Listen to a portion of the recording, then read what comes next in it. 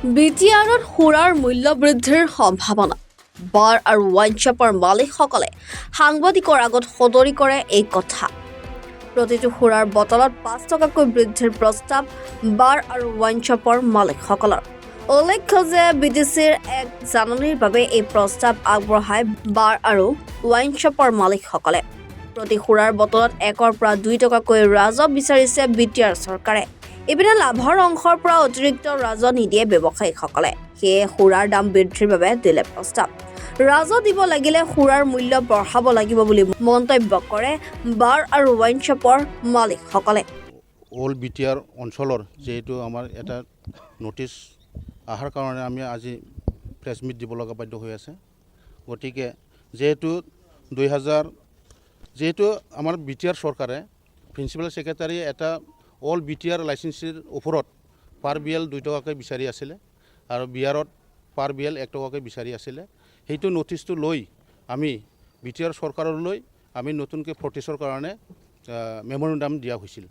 এই মেমৰেণ্ডাম দিয়াৰ পাছত আমি তাতে উল্লেখ কৰিছোঁ যে যেহেতু বিটিআৰ চৰকাৰে আমাৰ পৰা আমাৰ লাভৰ অংকৰ পৰা যেহেতু ২ টকাকৈ বিচাৰি আছে, সেইটোৰ কাৰণে আমি প্ৰটেষ্ট কৰিছোঁ যে যদি আমি সেইটো দিব লগা যদি হয় তেতিয়াহ'লে বিটিআৰ চৰকাৰে আমাক পাৰ বটল ৫ টকাকৈ বেছি বিক্ৰী কৰিব লাগে বুলি আমি অৰ্ডাৰ বিচাৰিছিলোঁ। আৰু সেইটো যদি অৰ্ডাৰ ওলাই দিয়ে বিটিআৰ চৰকাৰে তেতিয়াহ'লে অসম চৰকাৰৰ কাৰণে প্ৰভাৱ পৰিব।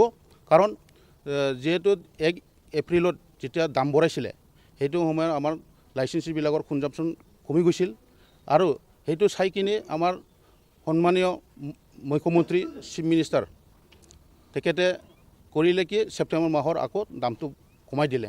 যাৰ কমোৱা কাৰণটো হ'ল আমাৰ ওচৰতে অৰুণাচল, ভূটান, মেঘালয় তেখেত কাণ্ট্ৰিৰ পৰা আমাৰ অসমত আহি যায়। সেইটো অহাৰ কাৰণে আমাৰ চেল কমি যায়। এই কমি যোৱাৰ কাৰণে চিফ মিনিষ্টাৰে সেইটো ছেপ্টেম্বৰ মাহত দামটো কমাই দিলে। কিন্তু এতিয়া বিটিআৰ চৰকাৰে যদি সেইটো পদক্ষেপ যদি লয় তেতিয়াহ'লে নিশ্চয় ষ্টেট গভৰ্ণমেণ্টৰ ক্ষতি হ'ব আৰু আমাৰ যিহেতু এক্সট্ৰাকৈ ২ টকা বিচাৰি আছে সেইটো ২ টকাটো আমি পাৰ্চনেলি আমি দিব নোৱাৰোঁ। যদি লাগে ভেট আৰু এড ভলৰামত এড কৰাই দিব লাগিব। চৰকাৰৰ সকলো জেগাতে এইটো বঢ়াই দিলে আমি ভাল পাম। কাৰণ আজি আমি আহিছিলোঁ চুপাৰিনটেণ্ডে আমাৰ পাৰ্মিটবিলাক ১ তাৰিখৰ পৰা দিয়া নাই।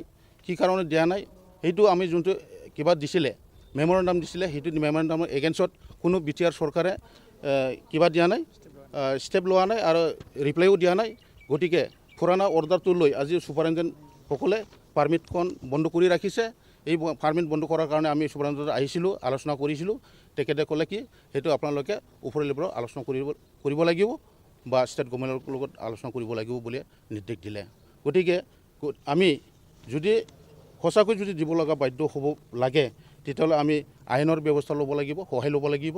সেইটোকে আমি আশা কৰিছোঁ যে আমাৰ কাৰণে যে আইনে আমাক কিবা নিশ্চয় ন্যায় দিব বুলি আমি আশা কৰিছোঁ। মেমৰেণ্ডামটো আমি আগতে কৰা হৈছিলে, সেইটো আগতলৈ লৈ কিনি আমি আজি আলোচনা কৰা হৈছোঁ। তাতে উল্লেখ কৰিছোঁ যে আমি সেইটো বস্তু যে ২ টকাকৈ যদি দিব লাগে বিটিআৰ চৰকাৰে আকৌ আমাক এটা অৰ্ডাৰ ওলাই দিব লাগে, তেতিয়াহে আমি দিবলৈ বাধ্য হ'ম। যদি চৰকাৰে নামানে আমি আইনৰ ব্যৱস্থাটো ল'ব লাগিব।